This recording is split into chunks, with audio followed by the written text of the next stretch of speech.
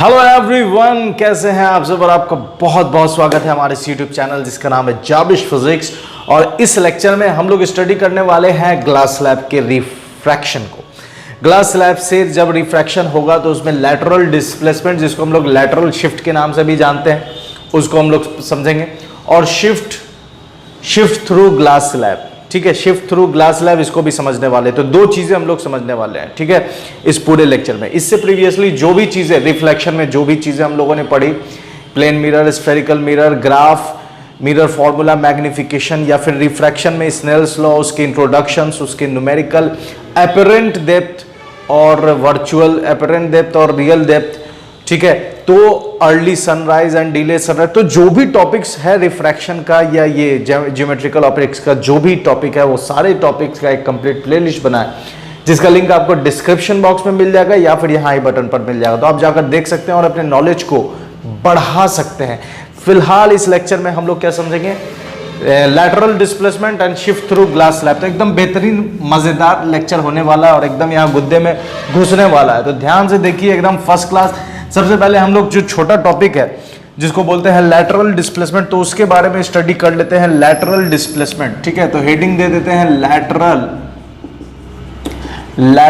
Displacement, ठीक है। Lateral displacement है क्या, ठीक है, लैटरल डिस्प्लेसमेंट क्या है, तो ये बात कोई बड़ी नहीं है, ठीक है। लैटरल डिस्प्लेसमेंट होता क्या है, तो देखिए सबसे पहले मुझे बनाना होगा एक ग्लास स्लैब। तो चलिए एक ग्लास स्लैब बना लेता हूं मैं, ठीक है। एक ग्लास स्लैब मैंने यहां बनाया, ठीक है, ये मैंने एक ग्लास स्लैब बनाया, ठीक है, ये मैंने एक ग्लास स्लैब बनाया है। अब इस ग्लास स्लैब में देखो, तो मैंने एक रे को पास कराया यहाँ पर, यहाँ से एक रे ऐसे गई, ठीक है, एक रे यहाँ से ऐसे गई, ठीक है, ये रे ऐसे जा रही है, जाने वाली रे को क्या बोलते हैं, इंसिडेंट रे, ठीक है, इंसिडेंट रे जा रही है। अब क्या करना है कि यहाँ पर एक नॉर्मल ड्रॉ कर देना है, ठीक है, यहाँ पर हमने एक नॉर्मल ड्रॉ कर दिया, इस सरफेस के नॉर्मल। तो यहाँ पर जो एंगल फॉर्म होगा इसको हम लोग बोलेंगे एंगल ऑफ इंसिडेंस, ठीक है, एंगल ऑफ इंसिडेंस। अब देखिए, चूंकि इस रे को जाना था इधर, सीधे, लेकिन ये रे ऐसे नहीं गई। यहाँ पर देखिए, ये एयर मीडियम है, ये ग्लास है, ठीक है, और फिर यहाँ एयर मीडियम है। तो चूंकि मीडियम का बदलाव हुआ है, मीडियम चेंज हुआ है, तो हम लोग रिफ्रैक्शन में क्या जानते हैं कि जब लाइट रेज अपने मीडियम को चेंज करती है तो वो बेंड कर जाती है। बेंड कब करेगी, जब रेयरर, ये एयर कैसा है, रेयरर, ठीक है, रेयरर मीडियम है। अगर ग्लास कैसा है, डेंसर मीडियम, तो जब रेयरर से डेंसर की तरफ जाएगी, बेंड टुवर्ड्स द नॉर्मल, तो ये ऐसे ना जाकर ऐसे हो गई। तो आप देख सकते हो कि ये झुक गई, ये अपने ओरिजिनल पार्ट से क्या हो गई है, झुक गई है। तो ये जो एंगल होगा यहाँ पर, इसको हम लोग बोल देते हैं आर, ठीक है, एंगल ऑफ रिफ्रैक्शन। इसको हम लोगों ने क्या मान लिया, मान क्या लिया, ये है आर, ठीक है। अब देखिए, फिर यहाँ पर एक और नॉर्मल हम ड्रॉ करेंगे, ये हमने एक और नॉर्मल यहाँ ड्रॉ कर दिया। तो अब ये जब यहाँ पहुंची, तो अब ये मान लेते हैं क्या है, चूंकि ये आर है तो ये भी क्या हो जाएगा, आर हो जाएगा, ठीक है। अल्टरनेट इंटीरियर एंगल, क्योंकि ये पैरेलल है और ये नॉर्मल है, ये नॉर्मल है, तो आपको साफ दिख रहा है कि ये लाइन और ये लाइन, ठीक है, चूंकि ये इस पर 90 डिग्री है, ये इस पर 90 डिग्री है, तो ये आर है, तो ये भी क्या हो जाएगा, आर हो जाएगा, ठीक है। तो इसको थोड़ा बड़ा लिख देता हूं मैं, ये आर, ठीक है। ये कंसेप्ट आया ना समझ में कि एक लाइन ऐसे है, एक लाइन ऐसे है, ठीक है, ये इस पर 90 डिग्री है और ये इस पर 90 डिग्री है, और देखा जाए तो ये सब आपस में 90 डिग्री है, क्योंकि रेक्टेंगुलर ग्लास स्लैब है, ठीक है। तो जब रे यहाँ से कोई ऐसे जाएगी, ठीक है, जब रे यहाँ से, एक सेकेंड, जब रे को मैं ऐसे ले जाता हूँ, ठीक है, तो जो एंगल यहाँ बनेगा वही एंगल यहाँ बनेगा।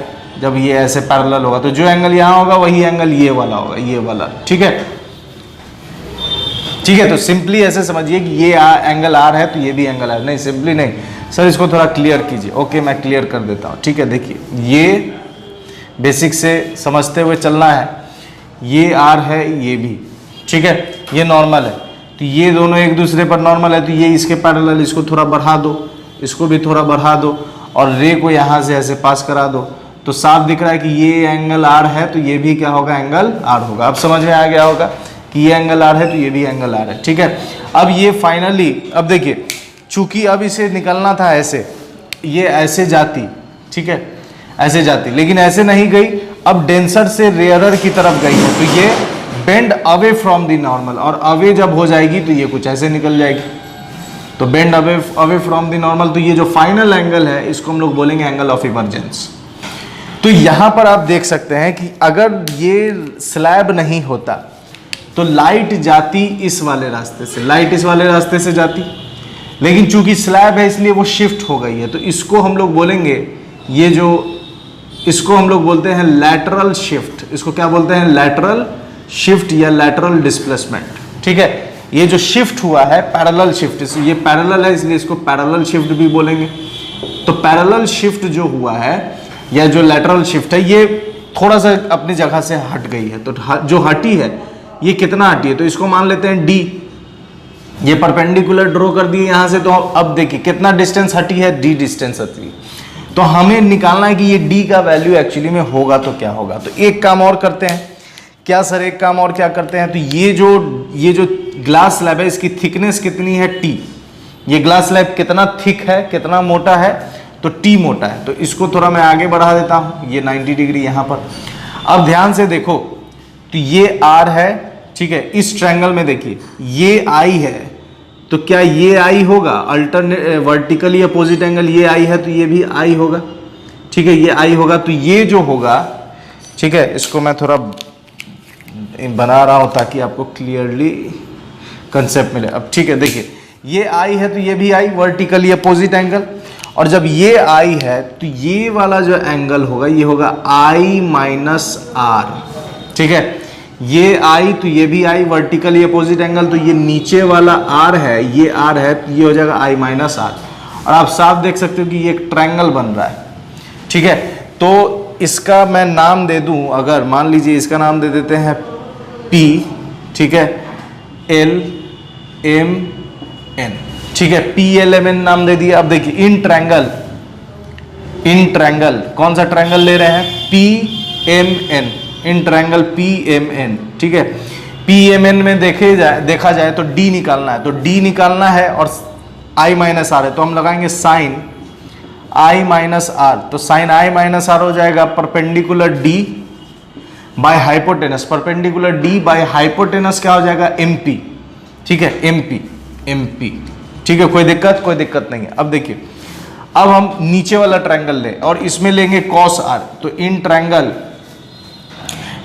P L M, in triangle P L M, और इसमें लेते हैं कॉस आर। तो कॉस आर अगर लें तो बेस हो जाएगा पीएल, पीएल बाय हाइपोटेनस हो जाएगा पीएम या एमपी। तो 1 by cos R by PL बराबर हो जाएगा 1 बाई एमपी। तो यहाँ 1 बाई एमपी की जगह वैल्यू डाल दे अगर, तो 1 बाई एमपी की जगह वैल्यू डाल देंगे तो साइन आई माइनस आर बराबर डी, और 1 बाई एमपी की जगह क्या डाल देना है? Cos R by P L, ठीक है। 1 बाई एमपी की जगह वैल्यू डाल देंगे कॉस आर बाई अरे यार कोर काहे लिखा जा रहा है? Cos R by P L, ठीक है, cos R by P L. Cross multiply कर दो तो पीएल देखा जाए तो क्या है? पीएल एक्चुअली में थिकनेस है, पीएल क्या है? थिकनेस है ग्लास स्लैब का। तो पीएल इधर आ जाएगा, तो PL sine I minus R by cos R, ठीक है, कॉस आर डी। तो डी का फॉर्मूला फाइनली क्या मिला हमें? पीएल एक्चुअली में थिकनेस है टी, तो टी डाल दो। उसके बाद यहां आ जाएगा sine I minus R by cos R, ठीक है। तो ये आपको फॉर्मूला आ गया किस चीज का? लैटरल डिस्प्लेसमेंट का। किसका फॉर्मूला आ गया? लैटरल डिस्प्लेसमेंट का, ठीक है। अब देखिए ये लैटरल डिस्प्लेसमेंट कुछ चीजों पर डिपेंड करेगा, ठीक है। तो यहां लिख सकते हैं फैक्टर्स। क्या लिख सकते हैं? फैक्टर्स। किस किस चीज पर डिपेंड कर रहा है? तो फैक्टर्स में पहला पॉइंट ये है कि ये किस पर डिपेंड करेगा? तो पहला पॉइंट ये थिकनेस पर डिपेंड कर रहा है। इसके फॉर्मूला में देखिए तो टी है, तो ये पहली चीज किस पर डिपेंड करेगा? Factor thickness of slab, thickness of slab. ये किस पर डिपेंड करेगा? थिकनेस ऑफ स्लैब पर डिपेंड करेगा। दूसरा किस पर डिपेंड करेगा? तो एंगल ऑफ इंसिडेंस पर। बस ये किस पर डिपेंड करेगा? Angle of incidence thickness and angle of incidence, ये दो चीजों पर डिपेंड करने वाला है, ठीक है। अब आप कहिएगा कि सर आर पे क्यों नहीं डिपेंड करता, तो आर किस पर डिपेंड करता है, आई पर डिपेंड करता है। तो मैंने डायरेक्ट लिख दिया कि ये एंगल ऑफ इंसिडेंस पर डिपेंड करेगा और किस पर डिपेंड करेगा, थिकनेस पर डिपेंड करेगा। तो आइए क्वेश्चन बना लेते हैं लगे हाथ, ताकि हमें कंसेप्ट मिल जाए, ठीक है। क्वेश्चन क्या है, देखिए क्वेश्चन क्या कह रहा है कि एक ग्लास स्लैब है, ठीक है। क्वेश्चन यहाँ है कि एक ग्लास स्लैब, ठीक है, ग्लास स्लैब है और इस ग्लास स्लैब की थिकनेस कितनी है, 10 सेंटीमीटर। थिकनेस कितनी है, 10 सेंटीमीटर और रे ऐसे आई, तो एंगल ऑफ इंसिडेंस इसका दिया हुआ है 60 डिग्री। एंगल ऑफ इंसिडेंस इसका कितना दिया हुआ है, 60 डिग्री, ठीक है। आपसे कहा गया कि भाई निकालिए लेटरल शिफ्ट कितना होगा, लेटरल शिफ्ट कितना होगा, लेटरल शिफ्ट कितना होगा, ठीक है, सॉरी डी कितना होगा, डी निकालना है आपको, ये क्वेश्चन आपको सॉल्व करना है, ठीक है। तो इसमें एंगल ऑफ इंसिडेंस कितना दिया हुआ है, 60 डिग्री, ठीक है, 60 डिग्री एंगल ऑफ इंसिडेंस है। ग्लास स्लैब की थिकनेस कितनी है, 10 सेंटीमीटर और इस ग्लास का रिफ्रैक्टिव इंडेक्स दिया हुआ है n बराबर √3/√2, ठीक है। रिफ्रैक्टिव इंडेक्स कितना दिया गया है, √3/√2, ये रिफ्रैक्टिव इंडेक्स दिया गया, ठीक है, √3/√2। तो आपसे पूछा गया कि शिफ्ट कितना होगा, डी निकालना। तो डी निकालने के लिए आपको दो चीजें मालूम होनी चाहिए, टी, आई और आर, ठीक है, तीन चीजें, टी, आई और आर। तो टी तो मालूम है 10 सेंटीमीटर, आई भी मालूम है 60 डिग्री, लेकिन आर आपको मालूम नहीं। तो सबसे पहले हम लोग यहाँ पर स्नेल्स लॉ लगाएंगे, ये एयर है और ये ग्लास है, तो सबसे पहले हम लोग स्नेल्स लॉ लगाएंगे तो हो जाएगा, ठीक है। इस यहाँ पर हम स्नेल्स लॉ लगा रहे हैं, तो एयर के लिए रिफ्रैक्टिव इंडेक्स n1 और इसके लिए रिफ्रैक्टिव इंडेक्स n2। तो स्नेल्स लॉ लगाएंगे तो n1 sin 60 बराबर n2 sin r, ठीक है। n1 एयर का रिफ्रैक्टिव इंडेक्स 1 होता है, 1 डाल दो यहाँ पर, sin 60 होता है √3/2, ठीक है। उसके बाद n2 कितना है, तो n2 आपको दिया हुआ है √3/√2 इंटू sin r, तो √3 से √3 कट गया, √2 से ये आ गया √2, तो आ गया 1/√2 बराबर sin r। तो आपको पता चल गया कि r की वैल्यू कितनी है, तो sin कितने डिग्री का वैल्यू 1/√2 होता है, तो sin 45। Oh my God sir your, मैं कुछ नहीं हूँ। r बराबर कितना, 45 डिग्री, ठीक है। जब हम लोगों ने r निकाल लिया है 45 डिग्री, तो अब यहाँ फॉर्मूला पे बैठा देना है बस। तो d बराबर, देखिए यहाँ बता, d बराबर t की जगह कितना डालना है, तो t दिया हुआ है 10, उसके बाद कितना डालना है, sin i माइनस r, तो sin i कितना है, इंसिडेंस कितना है 60, तो 60 में से घटा देना है, r कितना निकाल करना है 45 बाई cos, और r कितना है 45, तो 45 यहाँ डाल दीजिए, तो d बराबर आ जाएगा 10 और cos 45 होता है 1/√2, तो 1/√2 ऊपर चला गया √2, ठीक है। और साइन 60 में से 15 गया तो साइन 15 डिग्री, 45 गया तो 15, तो d बराबर आ गया 10√2 साइन 15, साइन 15 डिग्री का वैल्यू डाल दो तो आंसर आ जाएगा, नहीं तो इतना पे भी छोड़ सकते हो। तो ये हमने समझ लिया लैटरल डिस्प्लेसमेंट, ठीक है। अब जो हम लोग समझने वाले हैं वो जेई के बेसिस पर है, जेई के बेसिस पर है टॉपिक जिसका नाम है refraction through glass slab, shift through glass slab, ठीक है। देखिए इसका स्क्रीनशॉट ले लो, फटाक से नोट्स तैयार करना है एकदम बेहतरीन। Through glass slab, shift through glass slab एकदम बेहतरीन टॉपिक है, जेई के लेवल पर मजा आने वाला है एकदम, बोले तो झकास। चलिए शुरू करते हैं। सबसे पहले हम लोग क्या करेंगे, एक ग्लास स्लैब लेते हैं, ठीक है। तो मैं यहाँ पर थोड़ा बड़ा बनाऊंगा ताकि आपको एकदम कंसेप्ट मिले, ठीक है, इसलिए मैं यहाँ पर थोड़ा बड़ा बनाता हूँ, ठीक है। ऊपर का कोई काम नहीं है इसलिए उसको थोड़ा ऊपर से लेते हैं, ठीक है। ये मैंने एक ग्लास स्लैब बनाया, ठीक है। ये मैंने क्या किया, एक ग्लास स्लैब बनाया, ठीक है। ये ग्लास स्लैब है, ये इसका जो सराउंडिंग है, ठीक है, ये ग्लास है तो यहाँ लिख दीजिए ग्लास, ये इसका सराउंडिंग है, सराउंडिंग, ठीक है। ये भी इसका क्या है, सराउंडिंग, पूरा कंसेप्ट एकदम बेहतरीन तरीके से, ठीक है। इस सराउंडिंग में हम लोग क्या कर लेते हैं, सराउंडिंग मीडियम कैसा है, सराउंडिंग, तो सराउंडिंग में हम लोग अपने कन्वीनियंस के लिए ले लेते हैं एयर, क्या ले लिए, सराउंडिंग इसका मीडियम क्या ले लिए, एयर, और ये ग्लास तो है ही, ठीक है, ग्लास तो है ही। अब ठीक है, अब देखिए इसमें हम लोग क्या करेंगे, इसका रिफ्रैक्टिव इंडेक्स मान लेते हैं n1। तो एयर का रिफ्रैक्टिव इंडेक्स हमने क्या मान लिया, n1। ग्लास का रिफ्रैक्टिव इंडेक्स हमने क्या मान लिया, n2। कोई दिक्कत नहीं है, कोई परेशानी नहीं सर, एकदम बेहतरीन समझ में आ रहा है, ठीक है। सराउंडिंग है एयर, ठीक है, एयर है और इसका रिफ्रैक्टिव इंडेक्स क्या है, ns, ठीक है। इसको ns कर लीजिए। ns कहने का मतलब सराउंडिंग ऑफ, ns मतलब सराउंडिंग। एयर के कंडीशन में सराउंडिंग का रिफ्रैक्टिव इंडेक्स कितना हो जाएगा, 1 हो जाएगा, ठीक है। तो यहां पर आगे काम करेंगे। अब एक चीज और समझिए, ठीक है, एक चीज ये आप समझ गए। अब इसके बाद एक जो बेसिक चीजें हमें यहां पर लिख लेनी चाहिए समझने के लिए, वो क्या है कि एपरेंट डेप्थ और रियल डेप्थ हमने पढ़ा है, ठीक है। एपरेंट डेप्थ और रियल डेप्थ हमने पढ़ा है। अगर आपने नहीं पढ़ा है तो एप्लीकेशंस ऑफ रिफ्रैक्शन का जो वीडियो है उसको आप जाकर देख सकते हो। उसका लिंक आपको डिस्क्रिप्शन बॉक्स में मिल जाएगा या फिर यहाँ आई बटन पर मिल जाएगा, तो आप जाकर देख सकते हैं फटाक से। नहीं अगर आपने देखा तो मैं थोड़ा सा आपको बता देता हूँ, उसका जो रिजल्ट है उसको लिख लेते हैं ताकि ये बाउंस ना करे, ये एकदम दिमाग में घुसे, ठीक है। तो यहां पर मैं क्या कर रहा हूं, देखिए dv by D virtual depth, ठीक है, वर्चुअल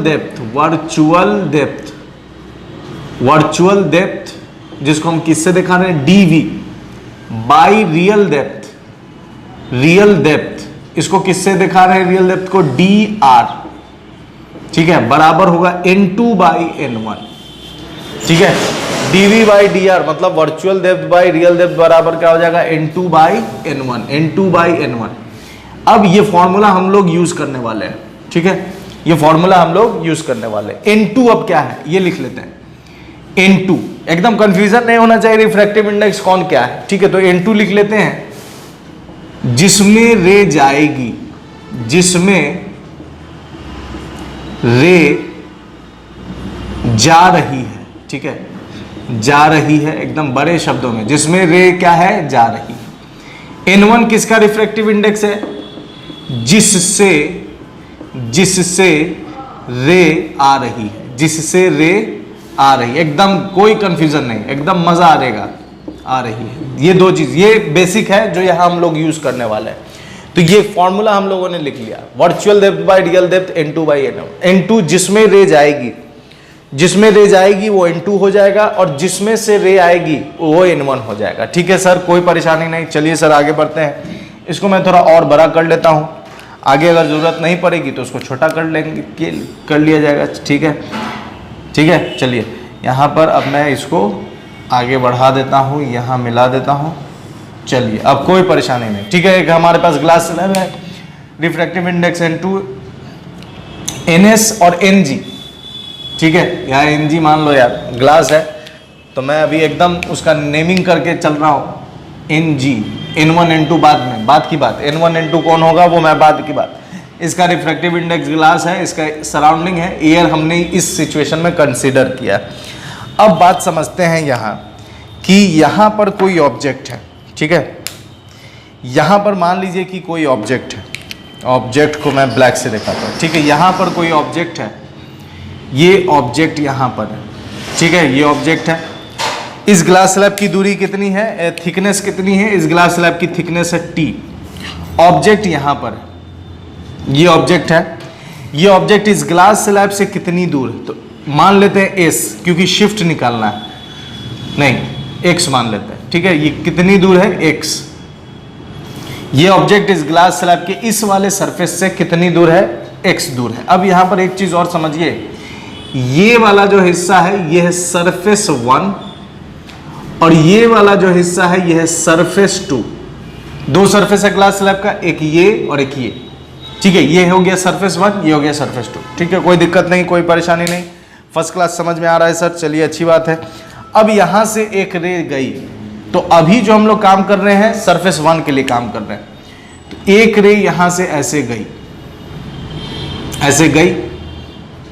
ठीक है। जैसे ही रे यहां पहुंचती है किस पर, सरफेस 1 पर, ठीक है, जैसे ही रे कहां पहुंचती है, सरफेस 1 पर, यहां पर मैं एक नॉर्मल ड्रॉ कर देता हूं, ठीक है, नॉर्मल ड्रॉ कर दिए। ये रे बनाएगी एंगल ऑफ इंसिडेंस I कुछ बनाएगी। अब आप देखो कि ये एयर है और ये ग्लास है, तो रेयरर से डेंसर, तो जब रेयरर से डेंसर है तो ये कैसे हो जाएगी, तो इसको जाना था इधर लेकिन ये बेंड हो गई, बेंड टुवर्ड्स दी नॉर्मल, और ये पहुंच गई यहाँ। ठीक है, इतने में कोई परेशानी नहीं, कोई दिक्कत नहीं। ठीक है, जाना था इधर, जाना था जापान, पहुंच गया चीन। ठीक है, ऑब्जेक्ट है, इससे रे ऐसे गई, रेयरर से डेंसर की तरफ गई, एयर से ग्लास में गई, रेयरर से डेंसर की तरफ गई, टुवर्ड्स दी नॉर्मल मुड़ गई, टुवर्ड्स दी नॉर्मल मुड़ गई है। तो अब देखिए टुवर्ड्स दी नॉर्मल मुड़ गई है, तो ये अब देखिए, अब हम लोग इतना में कोई परेशानी नहीं है। अब सरफेस 1 पर जब रिफ्लेक्शन हुआ है, ठीक है, तो यहां हम सारा काम किसके लिए कर रहे हैं, सरफेस 1 के लिए।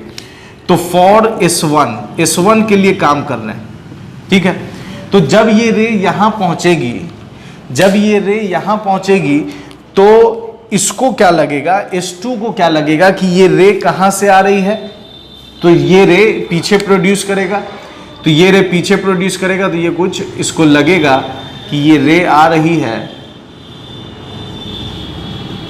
ठीक है, ये रे आ रही है कहां से, यहां से। इस रे को जब पीछे प्रोड्यूस किया जाएगा तो S2 के लिए लगेगा कि ये रे कहां से आ रही है, यहां से आ रही है। इसको मान लेते हैं हम लोग I, इसको क्या मान लिए, I मान लिए। ठीक है, तो S1 के लिए हमें निकालना है कि ये I इस सरफेस से कितनी दूर है, I इस सरफेस से कितनी दूर है। तो इस वाले ये जो हम लोगों ने लिखा था, इसमें एक चीज और मैं ऐड कर देता हूं कि सारा मेजरमेंट हम लोग कहां से करते हैं, measurement from surface, measurement from surface, सारा मेजरमेंट हम लोग कहां से करते हैं, सरफेस से करते हैं।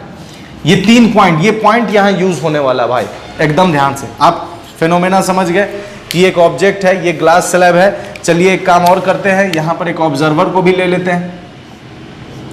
ठीक है, ये एक ऑब्जर्वर है जो ये सारा फिनोमेना देख रहा है, मतलब आप यहां पर आप हैं, ग्लास स्लैब है, यहां पर ऑब्जेक्ट है, तो आपको ऑब्जेक्ट यहां नहीं दिखेगा, आपको ऑब्जेक्ट कहां दिखेगा वही मैं बता रहा हूं। ठीक है, जिसको हम लोग क्या बोलते हैं, शिफ्ट थ्रू ग्लास स्लैब। तो ऑब्जेक्ट यहां है, रेज ऐसे गई, रेयरर से डेंसर बेंड हो गई, तो सरफेस 1 पर रिफ्रैक्शन हुआ, सरफेस 1 पर रिफ्रैक्शन हुआ तो रेज यहां पहुंच गई। तो जब सरफेस 2 पर पहुंचेगी तो सरफेस 2 के लिए ऑब्जेक्ट ये नहीं रहेगा, सरफेस 2 के लिए जब हमने पीछे रिट्रेस किया तो ये ऑब्जेक्ट यहां मिली। तो ये कितनी दूर है, ये दूरी कितनी है, ये निकालना है हमको। तो इसको मान लेते हैं, ये इसको मान लेते हैं y, इसको हमने क्या मान लिया, y, तो हमें y निकालना है। ठीक है, तो S1 के लिए हम काम कर रहे हैं फॉर S1, तो S1 के लिए और मेजरमेंट्स फ्रॉम सरफेस, तो सरफेस के लिए फॉर S1 के लिए सरफेस हो गया S1, सरफेस क्या हो गया S1, तो सारा मेजरमेंट S1 से होगा। अब फॉर्मूला लगा दीजिए, dv वर्चुअल बाय रियल बराबर N2 बाई N1, ये फॉर्मूला हमने लगा दिया भाई, ये फॉर्मूला मैंने लगा दिया। अब यहां पर काम करें, आगे देखिए, अब यहां पर काम क्या कर रहे हैं, dv वर्चुअल डेप्थ, तो वर्चुअल डेप्थ हमें निकालना है। वर्चुअल डेप्थ क्या है, y, ये इतना पर मिली, रे डायग्राम बता रहा है इतना पर है, लेकिन मैथमेटिकली कितना होगा वैल्यू, तो y, तो हमने यहां y लिख दिया, y, ठीक है, y लिख दिया। dr क्या है, रियल डेप्थ, तो रियल डेप्थ हमें मालूम है, रियल डेप्थ ऑब्जेक्ट यहां पर है, तो ऑब्जेक्ट की दूरी कितनी है, x, तो यहां डाल दिया x। अब N2 कौन होगा, तो देखना है N2 जिसमें रे जा रही है, रे किस में जा रही है, ग्लास में जा रही है, रे किस में जा रही है, ग्लास में जा रही है, तो ये हमने ग्लास का डाल दिया। ठीक है, रे जा रही है ग्लास में, किस में से जा रही है, सराउंडिंग में से जा रही है, तो NS, किस में से जा रही है, सराउंडिंग में से, तो NS। तो y बराबर कितना निकल कर आ गया, y बराबर निकल कर आ गया, इसको सॉल्व करोगे तो आ जाएगा आपका Ng by NS into x, ये आपका y निकल कर आ गया। ठीक है, ये आपका y निकल कर आ गया। ठीक है भाई, ऑब्जर्वर को मिटा देते हैं, अब ऑब्जर्वर का कोई काम नहीं, ये मैंने y निकाल लिया। ठीक है, सरफेस 1 के लिए काम हो गया। अब काम करते हैं किसके लिए, तो सरफेस 2 के लिए। ठीक है, अब यहां पर काम किया जाएगा सरफेस 2 के लिए। ठीक है, फॉर सरफेस 2, फॉर S2, अब हम S2 के लिए काम कर रहे हैं। ठीक है, S2 के लिए जब हम काम करेंगे तो सरफेस कौन होगा। ठीक है, थोड़ा और इसको इधर कर देते हैं, फॉर S2। अब हम काम कर रहे हैं किसके लिए, फॉर S2। S2 के लिए जब काम करेंगे तो सरफेस कौन हो जाएगा मेरा, S2 हो जाएगा, सरफेस S2 सरफेस। तो सारा मेजरमेंट किससे होगा, S2 से होगा। अब बात करते हैं S2 पर पहुंचिए। S2 के लिए हम क्या करेंगे, नॉर्मल ड्रॉ करेंगे। ओ भाई साहब नॉर्मल ड्रॉ कर दो यार, S2 के लिए मैंने नॉर्मल ड्रॉ कर दिया, ये नॉर्मल मैंने ड्रॉ कर दिया। ठीक है, नॉर्मल ड्रॉ कर दिया। अब रे को जाना था किधर, सीधे, ठीक है, रे को जाना था ऐसे, लेकिन चूंकि डेंसर से रेयरर की तरफ गई है तो ये हो जाएगी अवे फ्रॉम द नॉर्मल, ठीक है, डेंसर से रेयरर की तरफ गई है तो ये हो जाएगी अवे फ्रॉम द नॉर्मल, ठीक है, अवे फ्रॉम द नॉर्मल। अब जब इसको पीछे प्रोड्यूस किया गया, जब इसको पीछे प्रोड्यूस किया गया तो इसके लिए ऑब्जेक्ट की इमेज, इसके लिए इसको जब पीछे प्रोड्यूस किया गया तो इसकी इमेज आई कहाँ पर, इसकी इमेज बनी यहाँ पर, ठीक है, फाइनल, इसको मान लेते हैं आई डैश, ये इमेज यहाँ पर बनी, इसको थोड़ा और इसके लाइन के अलॉन्ग मिला दें, ठीक है, ये बेंड हो गई, इसको जाना था इधर लेकिन गई इधर, ठीक है, तो इमेज इसके लिए फाइनल सरफेस 2 के लिए ऑब्जेक्ट ये हो गया, सरफेस 2 के लिए ऑब्जेक्ट का काम कर रहा है आई और इमेज बनी आई डैश, रे डायग्राम से मालूम चल रहा है कि आई डैश यहाँ पर है। तो अब हम सरफेस 2 के लिए जब हम काम करेंगे तो सरफेस 2 के लिए फिर से वो फॉर्मूला लगा देते हैं, फॉर्मूला क्या है, dv बाई डी आर बराबर n2 बाई n1, ठीक है, ये फॉर्मूला हमने लगा दिया सरफेस 2 के लिए, ठीक है। अब देखिए dv हमें निकालना है वर्चुअल डेप्थ, dv क्या है, वर्चुअल डेप्थ कितना है नहीं मालूम, तो सारा मेजरमेंट कहां से, सरफेस से, तो सरफेस से ये इसकी दूरी हम मान लेते हैं x y, इसकी दूरी मान लेते हैं z, इसकी दूरी क्या मान लिए z, कहां से, इस वाले सरफेस से, क्योंकि सारा मेजरमेंट कहां से होगा, सरफेस से होगा। तो अभी मैं सरफेस 2 के लिए बात कर रहा हूं तो सरफेस कौन सा लूंगा, S2 लूंगा। अब यहां से यहां तक क्या हो गया z, इस दूरी को हमने मान लिया z, तो वर्चुअल डेप्थ कितनी z, तो यहां डाल दीजिए z बाई रियल डेप्थ कितना है, तो ऑब्जेक्ट कौन है, इसके लिए ऑब्जेक्ट कौन है i, इसके लिए ऑब्जेक्ट है i, रियल डेप्थ कितना होगा, कितनी होगी, तो रियल डेप्थ ऑब्जेक्ट है y, तो हम लोग सरफेस S2 से काम कर रहे हैं इसलिए y प्लस टी, तो dr कितना लिखना है, y प्लस टी, कोई दिक्कत नहीं है इसमें सर, एकदम बेहतरीन समझ में आ रहा है, माशाल्लाह, खुदा सलामत रखे, आबाद रखे। n2, अब बात करते हैं n2 की, तो n2 जिसमें रे जा रही है, तो रे तो यहां पर है और हम सरफेस 2 के लिए काम कर रहे हैं, क्योंकि सरफेस 1 की कहानी खत्म, यहां पर खत्म हो गई, अब हम सरफेस 2 के लिए काम कर रहे हैं। तो सरफेस 2 के लिए देखिए रे किस में जा रही है, सराउंडिंग में जा रही है, तो n2 उसको कहते हैं जिसमें रे जा रही है, तो n2 कौन होगा, किस में जा रही है, या तो यहां पर है रे अब जा रही है सराउंडिंग में, तो यहां लिख देंगे ns, n1 किस में से आ रही है, जिससे रे आ रही है, तो किससे रे आ रही है, ग्लास से, तो हमने लिख दिया ng, ठीक है, ng। अब इसको सॉल्व कर दो तो z बराबर आ जाएगा y प्लस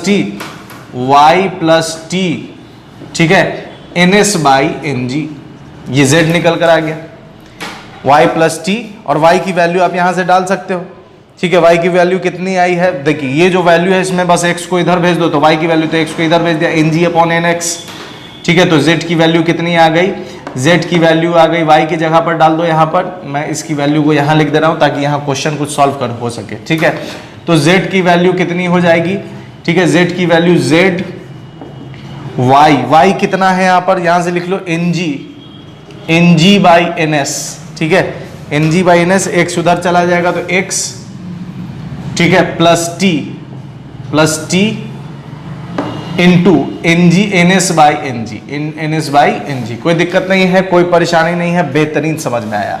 चलिए हमने z निकाल लिया, अब देखिए शिफ्ट कितना हुआ, अब हमें निकालना है शिफ्ट, ठीक है, तो अब हम क्या कर रहे हैं, शिफ्ट निकाल रहे हैं, इसको घेर दो। अब हम लोग क्या निकाल रहे हैं कि शिफ्ट कितना हुआ, ये शिफ्ट समझना है। तो शिफ्ट के लिए देखिए ऑब्जेक्ट था कहां पर, ऑब्जेक्ट था यहां पर, ठीक है, ऑब्जेक्ट था यहां पर ऊपर, और इसकी इमेज कहां दिख रही है, फाइनल इमेज कहां दिख रही है, तो आई डैश पर, फाइनल इमेज कहां दिख रही है हमें, आई डैश पर, फाइनल इमेज कहां दिख रही है, आई डैश पर, तो ये यहां से यहां शिफ्ट हुआ है, मतलब ऑब्जेक्ट यहां से यहां क्या हो गया, शिफ्ट हो गया, इसी को हम लोग शिफ्ट बोलते हैं। तो ये एस निकालना है हमें, तो एस निकालने के लिए क्या कर सकते हैं, हमें निकालना है एस, एस निकालने के लिए क्या कर सकते हैं, देखिए एस के लिए देखिए यहां से यहां की दूरी देखिए, तो ऑब्जेक्ट इस सरफेस से कितने पर है, एक्स, तो और ये इतना t, तो ऑब्जेक्ट की दूरी हो जाएगी x प्लस टी। ऑब्जेक्ट की दूरी कितनी हो जाएगी? x plus T. तो यहां लिख देते हैं कि x प्लस टी में से घटा देंगे, x प्लस टी में से घटा देंगे i डैश, तो i डैश कितना है? z। i डैश कितना है? z। मतलब x प्लस टी में से किसको घटा देंगे? z से, तो s हमें निकल जाएगा, s निकल जाएगा। तो अब x plus T minus z क्या है? तो z इतना डाल दो यहां पर आप, तो z अगर आप डालोगे तो हो जाएगा ng बाई ns, मल्टीप्लाई कर देते हैं डायरेक्ट, तो इनटू ns और ng को अंदर डाल दो, ns बाई ng, और ये x, ठीक है, और ये प्लस, और फिर t के साथ इसको मल्टीप्लाई कर दो तो हो जाएगा t ns बाई ng। तो देखो ns से ns कट गया, ng से ng कट गया, तो आ गया x प्लस टी माइनस, ठीक है, x प्लस टी माइनस, और ये आ गया आपका, यहां बच गया x और plus ns by ng into T. अब आप माइनस से मल्टीप्लाई कर दो तो x plus T minus x minus ns by ng into T. तो x से x यहां कैंसिल हो गया, ठाए ठाए प्लस माइनस, तो बचा कौन? तो शिफ्ट का फाइनल फॉर्मूला बचेगा, ठीक है, शिफ्ट का फाइनल फॉर्मूला बचेगा s बराबर मिला आपको, ठीक है, s बराबर मिला आपको क्या? t minus ns by ng into T. अब दोनों में से कॉमन ले लेते हैं, दोनों में से t कॉमन ले लेंगे तो फाइनल फॉर्मूला मिलेगा t 1 minus refractive index of surrounding, ठीक है, refractive index of surrounding by refractive index of glass. ये आ गया आपका फाइनल फॉर्मूला किसका? शिफ्ट का, ठीक है, ये फाइनल फॉर्मूला किसका आ गया? शिफ्ट का फाइनल फॉर्मूला आ गया, ठीक है। शिफ्ट का क्या आ गया? फाइनल फॉर्मूला कटा नहीं ना यार, देखना पड़ता है, नहीं कटा होगा, ठीक है। एस बराबर कितना आ गया? टी माइनस, देखिए अब टी क्या है, तो टी है यहां पर थिकनेस ऑफ स्लैब, टी यहां पर क्या है? Thickness of slab. एस यहां पर क्या है? शिफ्ट। एस यहां पर क्या है? शिफ्ट। टी क्या है? Thickness of slab. और 1 माइनस एन, एन क्या है? Refractive index of surrounding by refractive index of glass, ठीक है। अब इसमें कुछ पॉइंट्स हम लोग समझेंगे।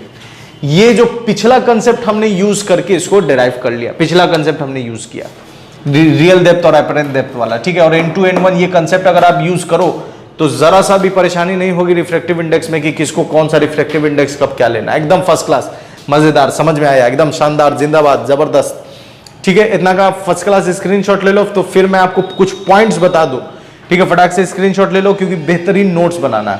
तो ये जो जरूरी चीज है उसको मैं रहने दूंगा, बाद बाकी को इरेज कर दूंगा, ठीक है, क्योंकि क्वेश्चंस मैं सॉल्व करना चाह रहा हूं और कुछ पॉइंट्स आपको बताना चाह रहा हूं, ठीक है। जो पॉइंट्स लिखने वाला हूं, इस पॉइंट की अब जरूरत नहीं है तो इसको मैं मिटा देता हूं, वर्चुअल डेप्थ और रियल डेप्थ, ठीक है, इसको भी मिटा देता हूं,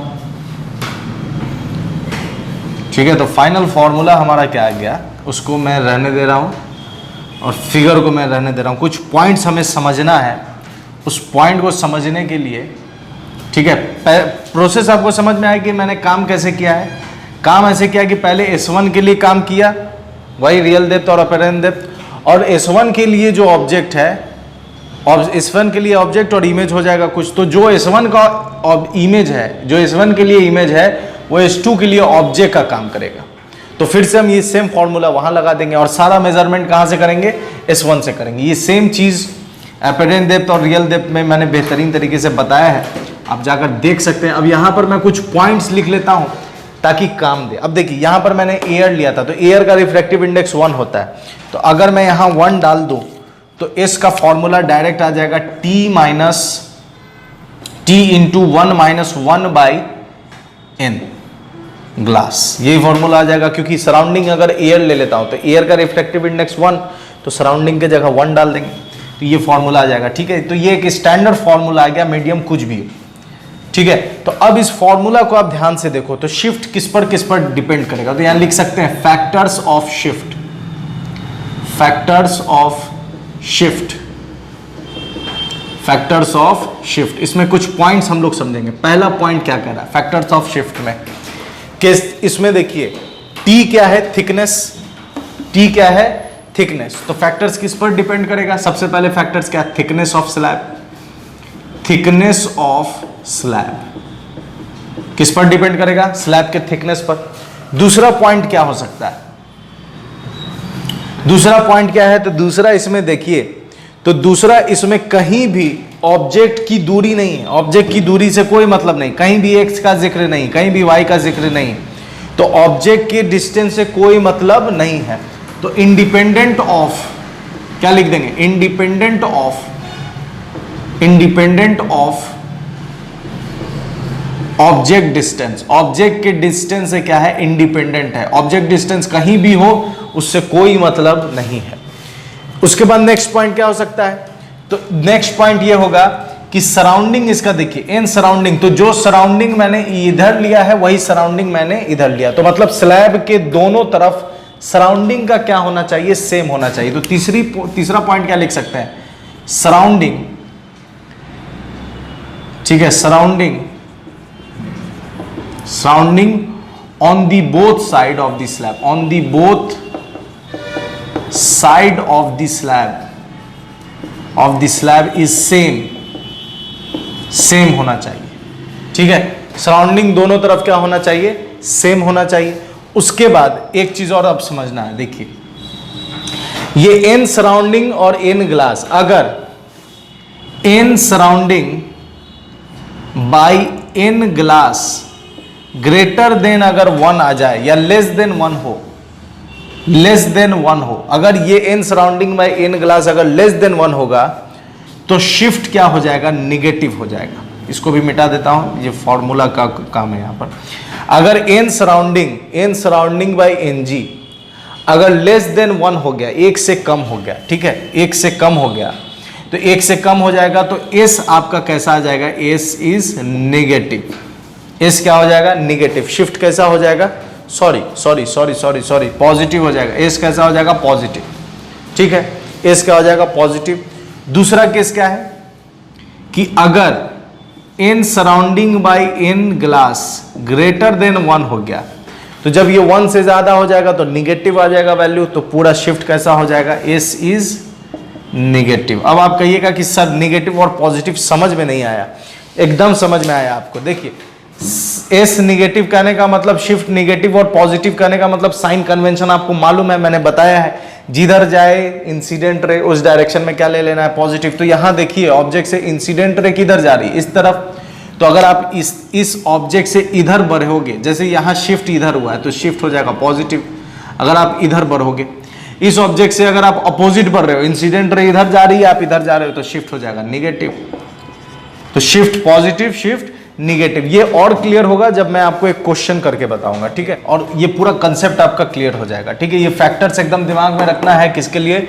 शिफ्ट थ्रू ग्लास स्लैब के लिए। ठीक है, अब यहाँ पर काम कर रहे हैं किस चीज का? तो एक क्वेश्चन सॉल्व कर रहे हैं। तो क्वेश्चन देखिए यहाँ पर ये है कि एक यहाँ पर हमने एक ग्लास स्लैब ले लिया, ठीक है, एक ग्लास स्लैब ले लिया है। इस ग्लास स्लैब का थिकनेस कितना है? 3 सेंटीमीटर। इस ग्लास स्लैब का थिकनेस कितना है? 3 सेंटीमीटर। ठीक है, ऑब्जेक्ट यहां पर रखा हुआ है, ऑब्जेक्ट रखा हुआ है, ये मान लीजिए ऑब्जेक्ट कितना पर रखा हुआ है? 20 सेंटीमीटर पर रखा हुआ है। आपको निकालना है शिफ्ट कितना होगा। ठीक है, तो सर यहां पर एक जानकारी और होनी चाहिए, ग्लास का रिफ्रैक्टिव इंडेक्स 1.5 है और सराउंडिंग इसका एयर है। सराउंडिंग क्या है? एयर। तो एयर का रिफ्रैक्टिव इंडेक्स होता है 1। एयर का रिफ्रैक्टिव इंडेक्स कितना होता है? 1। और N2 आपको N1 कितना हो गया? 1। ठीक है, मतलब कि म्यू एस सराउंडिंग एयर है और अंदर का 1.5 है। ठीक है, तो सीधे फॉर्मूला लगा देते हैं। तो फॉर्मूला लगाइए तो क्या हो जाएगा? T1 minus N surrounding by N glass. तो S बराबर T, थिकनेस कितना है? 3 सेंटीमीटर डाल दो, 1 minus mu surrounding, surrounding air है, एयर का रिफ्रैक्टिव इंडेक्स कितना होगा? 1। तो 1 और ग्लास कितना है? ग्लास का होगा 1.5। तो सॉल्व कर दो, 1.5 एलसीएम, 1.5 में से 1 गया तो 3, 1.5 में से 1 गया तो कितना बचेगा? 0.5 बाई 1.5। तो ये पॉइंट से पॉइंट चला गया, 5 दिया 15, 5 दिया 15। शिफ्ट कितना आ गया? 1 सेंटीमीटर। 1 सेंटीमीटर करने का मतलब अब देखिए शिफ्ट कैसा है? पॉजिटिव। शिफ्ट कैसा है? पॉजिटिव। इसका मतलब कि ये 20 पर है तो इसकी इमेज यहां दिखेगी 21 पर। ये 21 सेंटीमीटर पर, सॉरी शिफ्ट कितना आया है, प्लस पॉजिटिव, पॉजिटिव क्या डायरेक्शन क्या बताया मैंने इधर, तो शिफ्ट इसकी हो जाएगी 19 सेंटीमीटर। बात समझ में आ रही है, शिफ्ट हो गई इधर पॉजिटिव 1 सेंटीमीटर इधर, मतलब कि 20 से 1 इधर बढ़ जाइएगा तो 19। अब माइनस वाला भी देख लीजिए कि सर आप थोड़ा माइनस वाला बता दीजिए, तो माइनस वाले के लिए अब हम एयर नहीं लेते हैं, अब हम कोई ऐसा सराउंडिंग लेते हैं जिसका रिफ्रैक्टिव इंडेक्स कितना है 2, ऐसा सराउंडिंग लिए जिसका रिफ्रैक्टिव इंडेक्स कितना है 2। अब फॉर्मूला लगा दो, तो S बराबर T1 माइनस NS/NG। तो देखिए मैंने बताया था ना कि ये ग्रेटर लेस देन होगा तो पॉजिटिव, ग्रेटर देन होगा तो निगेटिव हो जाएगा। तो देखिए यहाँ पर लेस देन 1 था, लेस देन 1 था, इस वजह से पॉजिटिव आ गया। अब देखो ग्रेटर देन आ जाएगा क्योंकि बाहर वाला मैंने ले लिया 2, तो T डाल दो कितना 3, 1 माइनस सराउंडिंग कितना है 2, ग्लास कितना 1.5। तो अब देखो आप ग्रेटर देन 2 आ जाएगा, ये सॉरी ग्रेटर देन 1 आ जाएगा, तो ये आ जाएगा कितना 3, एलसीएम ले लो 1.5, तो 1.5 माइनस 2, तो ये आ जाएगा कितना -3 इंटू 0.5 आ जाएगा -0.5 बाय 1.5, ये डिचिक डिचिक डिचिक डिचिक डिचिक डिचिक सॉरी 5 या 15 आ गया -1, और -1 कहने का मतलब किधर आ जाएगा, इधर आ जाएगा I डैश, -1 निगेटिव इधर, तो ये हो जाएगा 21, इतना हो जाएगा 21 यहाँ से यहाँ। तो बात समझ में आ रही है, साइन कब पॉजिटिव हो, शिफ्ट कब पॉजिटिव होगा, कब निगेटिव होगा, ये कंडीशन आपने समझ लिया। और पॉजिटिव में बढ़ाना किधर है, घटाना किधर है, ये कैसे समझेंगे, तो आपको सीधा साइन कन्वेंशन मिरर वाला ही काम कर रहा है। क्या काम है कि जिधर जाए इंसिडेंट रे उसको वहां उस डायरेक्शन को हम लोग पॉजिटिव लेते हैं। तो इंसिडेंट रे इधर से, इंसिडेंट यहाँ इंसिडेंट रे ऐसे जा रही है, तो इधर से इधर बढ़ेंगे तो पॉजिटिव, इधर से इधर बढ़ेंगे तो निगेटिव। तो यहाँ आप चाहो तो थोड़ा छोटा लिख सकते हो, ठीक है, कि इंसिडेंट रे ए ग्रेटर देन, तो एस पॉजिटिव, एस क्या लिख सकते हैं पॉजिटिव, अभी जगह है 1 greater than 1, S is positive, कटा नहीं ना, एस इज पॉजिटिव। तो यहां लिख सकते हो एस इज पॉजिटिव कहने का मतलब in the direction of incident ray, in the direction of, हाँ ठीक है, distance in the direction of, distance in the direction of incident ray, incident ray के डायरेक्शन में बढ़ना है।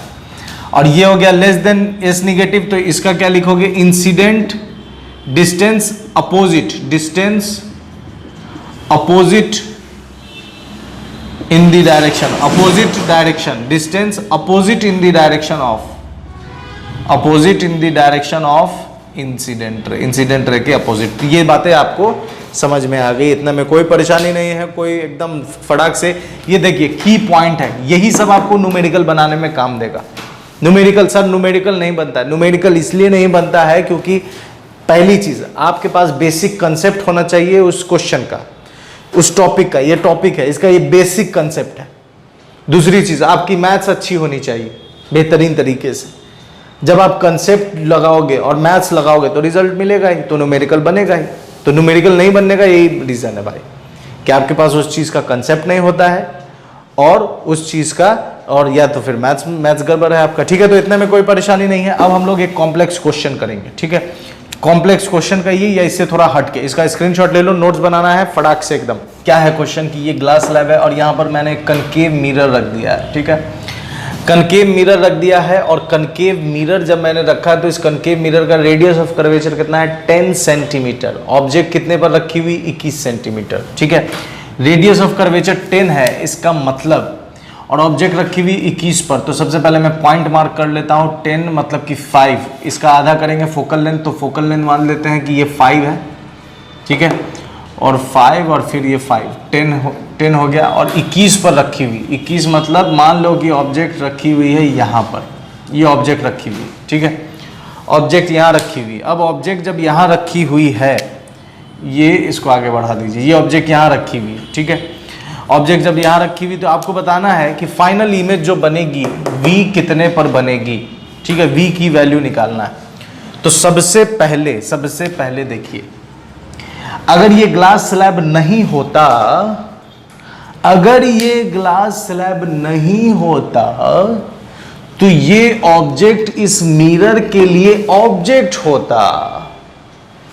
अगर ये ग्लास स्लैब नहीं होता तो ये ऑब्जेक्ट इस मिरर के लिए ऑब्जेक्ट होता, लेकिन चूंकि ये ग्लास स्लैब बीच में रखा हुआ है तो ये शिफ्ट कर देगा। शिफ्ट कितना करेगा? तो फॉर्मूला है हमारे पास, आइए फॉर्मूला लगाते हैं। ठीक है, फॉर्मूला लगा रहे हैं, यहां पर हम लोग इसका सॉल्यूशन कर रहे हैं, सॉल्यूशन। तो फॉर्मूला लगाइए, टी थिकनेस कितनी है, एस बराबर निकालना है shift T 1 minus N surrounding by N A N glass. Thickness कितना है 3, 1 माइनस सराउंडिंग का कितना है, सराउंडिंग एयर है। ठीक है, सराउंडिंग एयर है तो ये हो गया 1 बाई 1.5।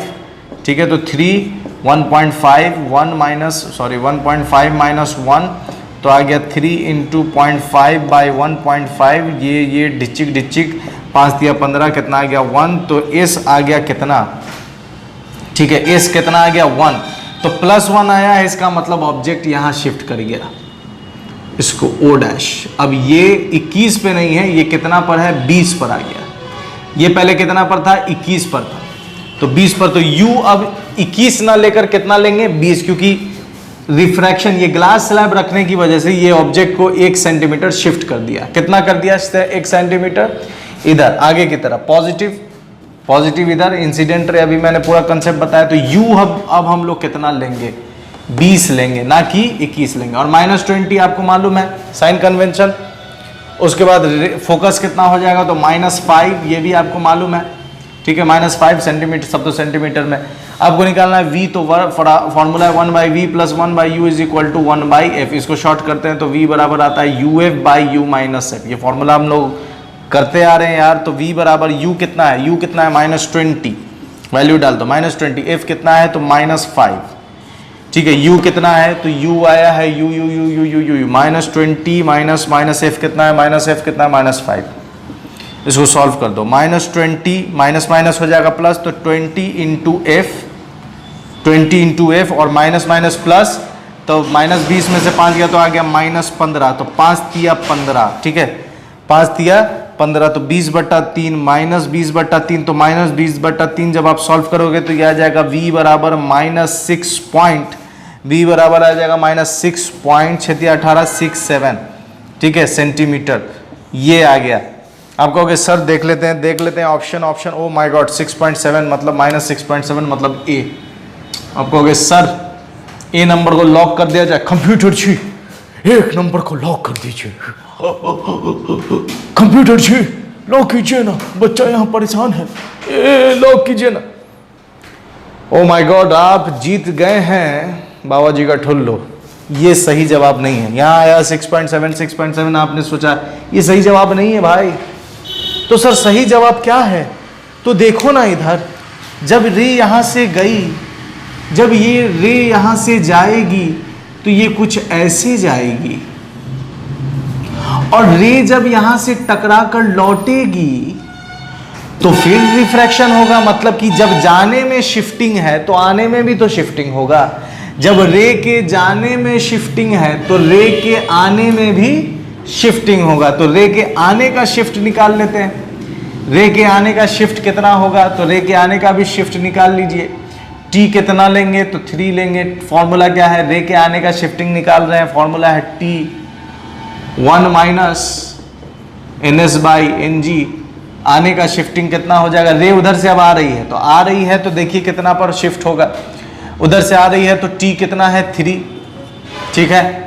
1 माइनस सराउंडिंग है यार 1.5, तो इसको सॉल्व करोगे तो 3 हो जाएगा 1.5 माइनस 1, ये हो गया 3 इंटू 0.5 बाई 1.5। सॉल्व करोगे तो ये आ जाएगा कितना, 1 आ जाएगा, ठीक है।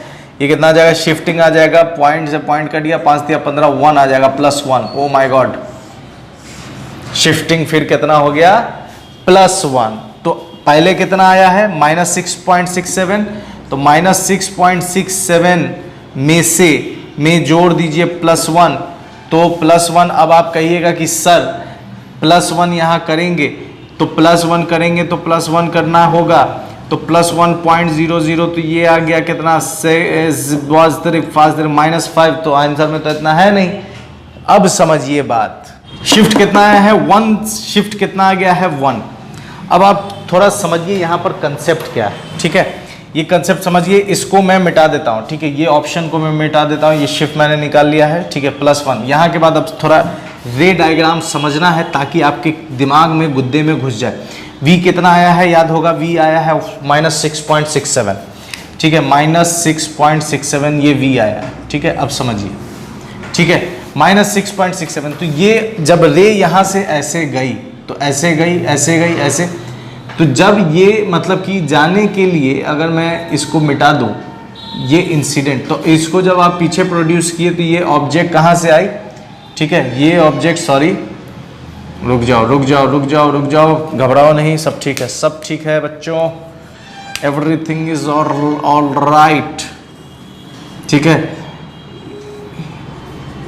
ठीक है। अब समझिए, ये रे ऐसे गई, ठीक है, तो शिफ्ट हुआ, तो शिफ्ट करने के बाद इसको पीछे प्रोड्यूस किए तो ऑब्जेक्ट ये हो गई, ये ऑब्जेक्ट, ये वर्चुअल ऑब्जेक्ट हो गई थी, ये वर्चुअल ऑब्जेक्ट किसके लिए, मिरर के लिए, जिसकी दूरी कितनी हो गई 20, क्योंकि शिफ्ट हुआ कितना, 1 शिफ्ट हुआ था, ठीक है, 1 शिफ्ट हुआ था, तो ये हो गई थी 20। अब 20 हुई 21, तो मैंने इधर बढ़ा, 21 में से इधर बढ़े तो ये हो गया कितना, 20 हो गया। तो 20 से पहले लेके मैंने काम किया, ये इमेज कितनी आ गई, इमेज आ गई 6.67।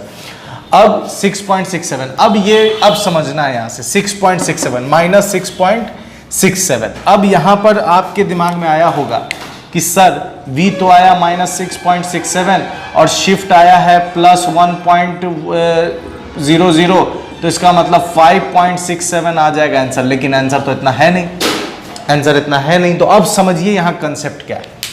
जब ये रे वापस हो रही है, अब ये टकरा कर रे वापस हो रही, तो ये एक्चुअली में क्या है, रिफ्लेक्टेड रे, ये एक्चुअली में क्या है, रिफ्लेक्टेड रे। लेकिन स्लैब के लिए ये क्या बन गई, इंसिडेंट रे, स्लैब के लिए क्या बन गई है, इंसिडेंट रे। बात समझिए, जब ये रे लौट रही है तो रिफ्लेक्टेड रे है मिरर के लिए, लेकिन स्लैब के लिए क्या है, इंसिडेंट रे। तो स्लैब के लिए जब इंसिडेंट रे है, तो स्लैब के लिए जब इंसिडेंट रे है तो इसके लिए डायरेक्शन इधर वाला क्या हो जाएगा, ठीक है, स्लैब के लिए इंसिडेंट रे इधर है, ठीक है, और शिफ्ट किधर हुआ है, तो शिफ्ट आया है कितना, +1, तो +1 है और ये इधर है, तो यहां पर -6.67, तो ये हो जाएगा कितना, -1.00, और ये आ जाएगा 7.67, तो -6.7.67 इसका फाइनल आंसर हो जाएगा। तो ये बात आपके दिमाग में घुसी या नहीं घुसी, मैं एक बार और क्लियर कर देता हूं, ठीक है।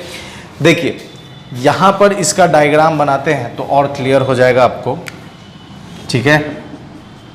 यहां पर इसका डायग्राम बना देता हूं ताकि आपके अंदर दिमाग में एकदम क्लैरिटी घुस जाए, क्लैरिटी क्लैरिटी, ठीक है। अब देखिए रे यहां से ऐसे आई, ठीक है, ऐसे आई और ऐसे हुई और फिर ये ऐसे, ठीक है, ये ऐसे, ठीक है। तो शिफ्ट कितना किया, बनती कितने पर, 6.67 पर, ठीक है, 6.67 पर बनती। अगर ये नहीं होता तो 6.67 पर बनती, 6.67, ठीक है, रिफ्लेक्ट होकर डायरेक्ट यहां पहुंचती 6.67। चूंकि शिफ्ट हुआ है तो शिफ्ट इधर हुआ, ठीक है, शिफ्ट किधर हुआ, इधर हुआ, तो इधर जब शिफ्ट हुआ है तो ये +1, शिफ्ट कितना हुआ, +1। तो अब एक चीज समझिए, आप एक चीज यहां समझिए, यहां से दूरी, अब देखिए ये दूरी हम इधर से इधर बढ़ रहे हैं, इस पॉइंट से, इसके लिए इंसिडेंट इधर है। सारा मेजरमेंट हम लोग पोल से करते हैं, सारा मेजरमेंट हम लोग कहां से करते हैं, पोल से करते हैं, सारा मेजरमेंट पोल से करते हैं। तो पोल से इधर बढ़े, तो पोल से इधर बढ़े, तो ये मिला हमें -6.7 ऑब्जेक्ट डिस्टेंस, ये सॉरी इमेज डिस्टेंस, पोल से इधर बढ़े -6.67, और इसके लिए ये पॉजिटिव है, लेकिन दोनों का डायरेक्शन क्या है, सेम। इस वजह से हम दोनों को क्या कर देंगे, ऐड कर देंगे और -7.67 ले आएंगे। बात समझिए फिर से, ऑब्जेक्ट कितना पर, -6.7, सर माइनस क्यों, इस वजह से क्योंकि पोल से हम मिरर के लिए इंसिडेंट रे ये है, इंसिडेंट रे, तो इसके अपोजिट बढ़ रहे हैं इसलिए माइनस लगाए। ग्लास स्लैब के लिए इंसिडेंट रे ये है, ग्लास स्लैब के लिए, ग्लास स्लैब के लिए इंसिडेंट रे ये है, तो इसके डायरेक्शन में पॉजिटिव बढ़ रहे तो प्लस इधर होगा, तो इसके लिए ये पॉजिटिव है, इसके लिए ये निगेटिव है, लेकिन दोनों का डायरेक्शन क्या है, सेम है, इस वजह से दोनों को जोड़ देंगे, दोनों को जोड़ेंगे तो -7.67 आ जाएगा। बात समझ में आ रही है? इसके अकॉर्डिंग ये माइनस, इसके अकॉर्डिंग ये प्लस, लेकिन दोनों का डायरेक्शन सेम, इस वजह से दोनों को जोड़ दिया गया, दोनों को जोड़ दिया गया तो कितना आ जाएगा, 7.67 आ जाएगा। ठीक है, तो ये हमने एक क्वेश्चन कर लिया। अब हम लोग बात करते हैं कंपोजिट स्लैब की। तो कंपोजिट स्लैब क्या होता है, इसको थोड़ा समझना है। कंपोजिट स्लैब, ठीक है, ये की पॉइंट एकदम दिमाग में रखिएगा तो एकदम जरा सी भी परेशानी आपको नहीं होगी। कंपोजिट स्लैब क्या होता है ये थोड़ा समझ लीजिए, भारी नहीं है, एकदम आसान है। कंपोजिट स्लैब, कंपोजिट स्लैब कहने का मतलब कि जैसे ये मैंने एक स्लैब ले लिया, ये मैंने दूसरा स्लैब ले लिया, ये मैंने तीसरा स्लैब ले लिया। ठीक है, और भी स्लैब, इन स्लैब ले सकते हैं, जितना मन चाहे उतना स्लैब ले सकते हैं। यहां पर ऑब्जेक्ट है, ठीक है, इसका रिफ्रैक्टिव इंडेक्स मान लेते हैं 1.5 है, इसका रिफ्रैक्टिव इंडेक्स 2 है, और इसका रिफ्रैक्टिव इंडेक्स मान लेते हैं √3 है। ठीक है, कुछ कुछ रिफ्रैक्टिव इंडेक्स है। इसका थिकनेस मान लेते हैं 2 है, इसका थिकनेस मान लेते हैं 3 है, और इसका थिकनेस मान लेते हैं 4 है। सबका थिकनेस ऊपर लिख दिए, सबका रिफ्रैक्टिव इंडेक्स लिख दिए। ऑब्जेक्ट यहाँ पर है, ठीक है, ऑब्जेक्ट यहाँ पर है, ये मान लेते हैं एयर मीडियम है। ठीक है, ये मान लीजिए कुछ भी, मान लीजिए वाटर, ये मान लीजिए ग्लास, नहीं ग्लास नहीं, मान लीजिए ऑयल, कुछ भी, और ये मान लीजिए एयर, फिर से एयर आ गया, और इस दोनों के बीच की दूरी मान लेते हैं 10। ठीक है, और यहां ऑब्जर्वर है, यहां ऑब्जर्वर है। ठीक है, अब आपसे इसको हम लोग क्या बोलते हैं, कंपोजिट स्लैब। इसको क्या बोलते हैं, composite slab, composite slab, composite slab. ठीक है, इंक भरना पड़ेगा, कंपोजिट स्लैब। अब आपसे कहा गया कि सर, आपसे कहा गया कि सर बताइए दो चीजें। ठीक है, दो चीजें बताइए सर। पहली चीज बताइए, पहली चीज पहले बताइए एपरेंट शिफ्ट कितना होगा। इस वाले केस में एपरेंट शिफ्ट कितना होगा, एपरेंट शिफ्ट का फॉर्मूला क्या होगा, कितना आएगा। तो आप कहिएगा सर ये तो बड़ा घोच पोच वाला काम हो गया, अभी तक तो एगो दिए थे आप, एगो में ये फॉर्मूला एक दिए थे आप। You have given me one for which the answer is this, so how can I, ये ऑब्जेक्ट था ये और शिफ्ट इतना आया था, तो ये फॉर्मूला। अब तो साला 2-3 है, बाप रे, तो बड़ा बेचैनी वाली बात हो गई सर, कैसे किया जाए आप बताइए ना सर थोड़ा। तो अब देखिए बेसिक, अगर आपको, आपके पास फुर्सत है, बहुत ज़्यादा फुर्सत है, लॉकडाउन है तो फुर्सत होगा ही, तो क्या काम कर सकते हैं, पहले इसके लिए काम कीजिए, फिर इसके लिए काम कीजिए। सरफेस 1 सरफेस 2 जो मैंने प्रूफ किया तो ये रिजल्ट मिला। फिर जो इसका ऑब्जेक्ट होगा, जो इसकी इमेज होगी वो इसके लिए ऑब्जेक्ट होगी, फिर जो इसकी इमेज होगी वो इसके लिए ऑब्जेक्ट होगी, फिर जो इसकी ऑब्जेक्ट होगी, इमेज होगी वो इसके लिए। तो और ये प्रोसेस आप पहले इसके लिए, इसके लिए, इसके लिए, इसके लिए, इसके लिए, मतलब कि ये पहला ग्लास स्लैब, दूसरा ग्लास स्लैब, तीसरा ग्लास स्लैब, तीनों के लिए ये प्रोसेस रिपीट करते जाइए, रिपीट करते जाइए, रिपीट करते जाइए, रिपीट करते जाइए, और फाइनल आपको रिजल्ट क्या मिलेगा, फाइनल रिजल्ट क्या मिलेगा आपको कि रिपीट करते जाइएगा, और फाइनल रिजल्ट जो मिलेगा मैं बस वही लिख दे रहा हूं क्योंकि उस प्रोसेस से कोई मतलब नहीं। फाइनल रिजल्ट क्या मिलेगा, जो S1 जो होगा, shift through S1 plus shift S2 plus shift S3, ये एपरेंट शिफ्ट का फॉर्मूला आ गया। सिंपल एकदम, कोई घोच पोच नहीं, कोई परेशानी नहीं, एकदम एपरेंट शिफ्ट का। जो मैंने बेसिक आपको बता दिया, अगर आपके पास फुर्सत है तो आप वो काम करो जो मैंने इतना करके ये लाया है।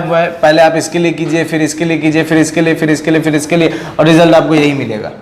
तो इतना करने से फायदा, मैं रिजल्ट पे ही पहुंच जाता हूँ। S1 plus S2 plus S3, इसको क्या बोलते हैं हम लोग, एपरेंट शिफ्ट। इसको फॉर्मूला के तौर पर लिख दीजिए सर। ठीक है, चलिए भाई मैं फॉर्मूला के तौर पर लिख देता हूँ। S1 के लिए लिखेंगे T1, ठीक है, ये इसके लिए ये T1 हो गया, ये T2 हो गया, ये T3 हो गया। ठीक है। रिफ्रैक्टिव इंडेक्स हो जाएगा इसका, कुछ भी है, सब अलग अलग चीज है। तो medium 1, medium 2, medium 3।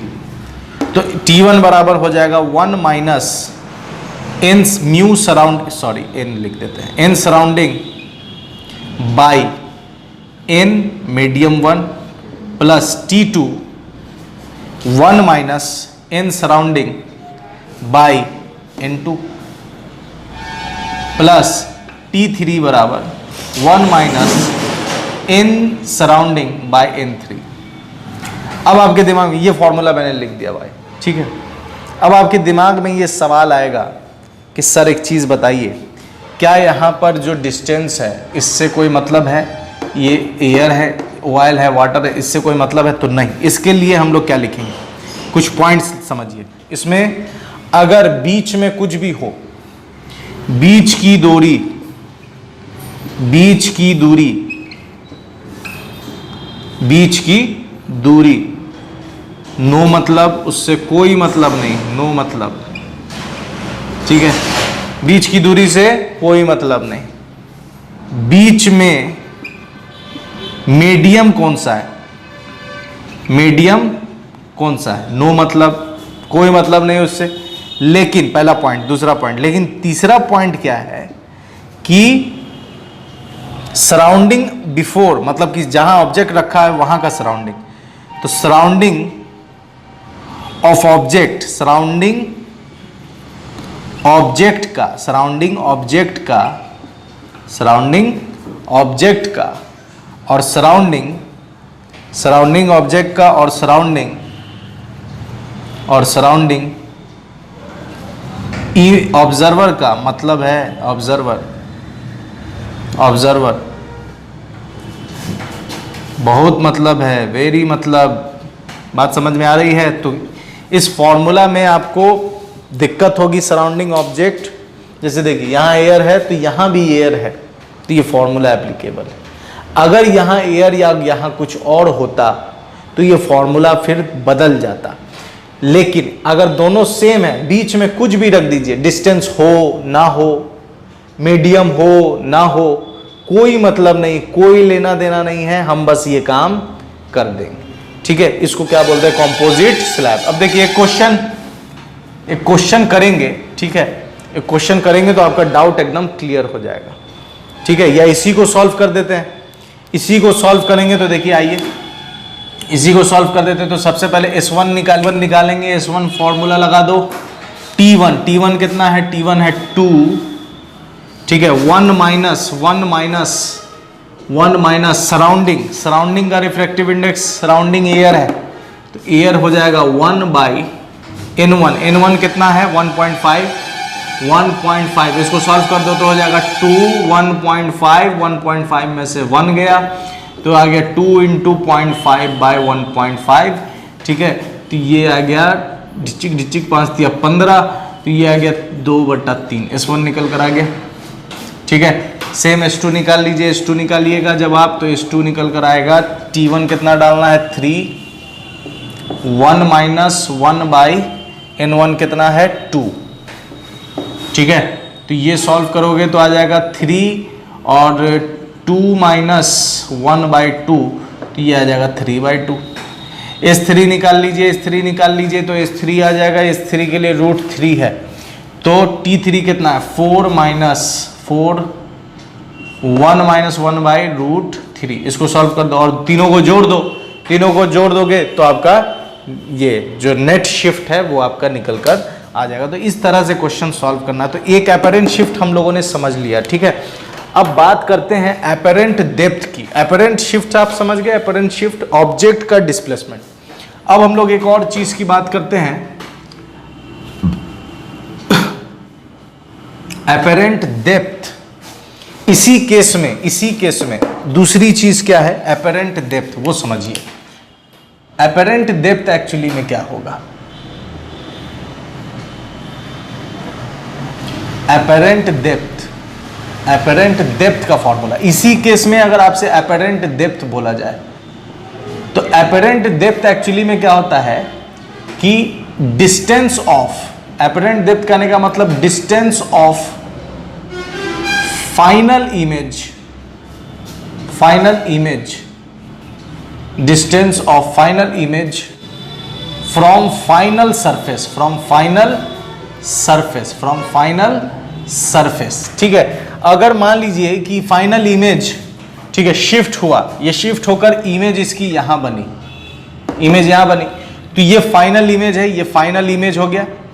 Final surface कौन है? फाइनल सरफेस ये फाइनल सरफेस। तो यहां से यहां की दूरी, यहां से यहां की दूरी क्या कहलाएगी?